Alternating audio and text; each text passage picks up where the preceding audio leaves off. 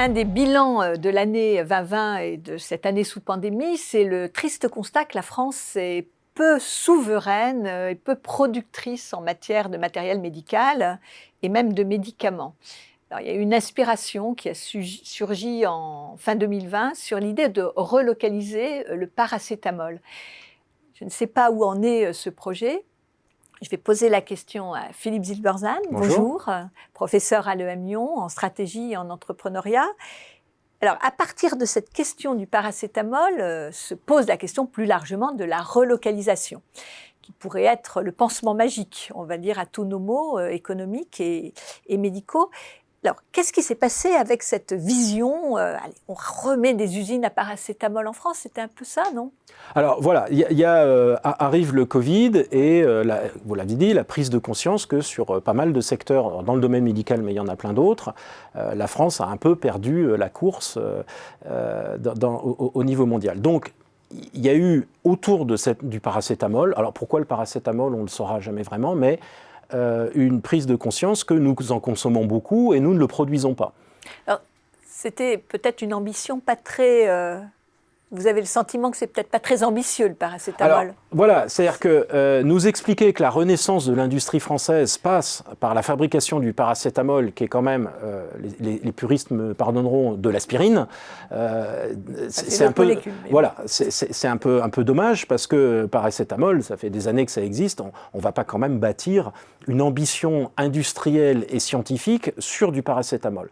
Donc, il y a eu autour de ça une espèce d'emballement qui est un peu difficile à comprendre pour un produit qui ne représente plus de valeur ajoutée. Alors c'est vrai qu'on en consomme beaucoup, je crois que 500 millions de doses par an, ce qui est énorme. Et donc on s'est dit, mais sur quelque chose d'aussi important qu'on consomme en aussi grande quantité, c'est pas normal de ne pas le produire. Il n'y a pas de lien entre les deux, parce qu'il y a beaucoup de choses qu'on consomme en grande quantité qu'on ne produit pas.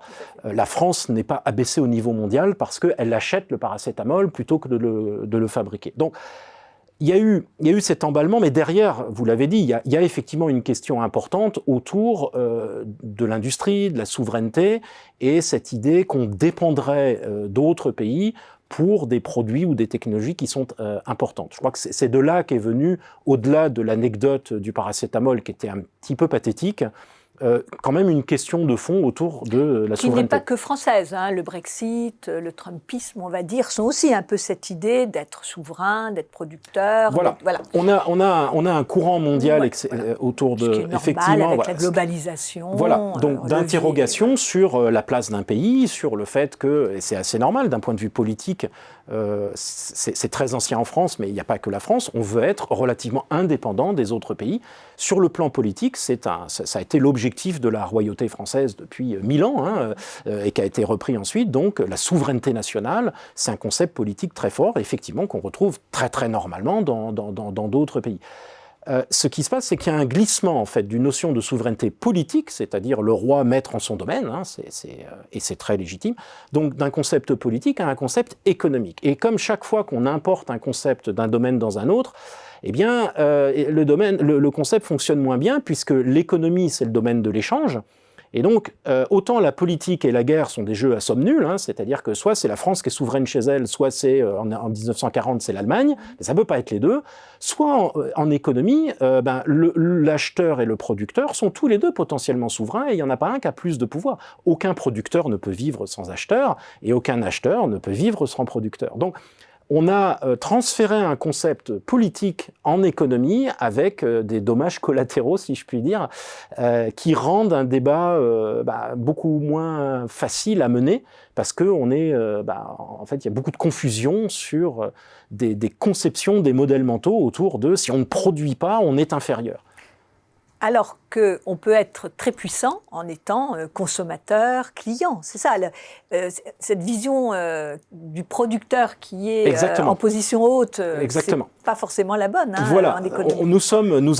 On est des Saint-Simoniens, on a une culture française de l'ingénieur et de la production, dans lequel, on en discutait juste avant, le commerce est vu comme une espèce de conséquence un peu marginale, et donc dans lequel ce qui est noble, c'est la production, et la consommation, c'est quelque chose d'ignoble, d'accord?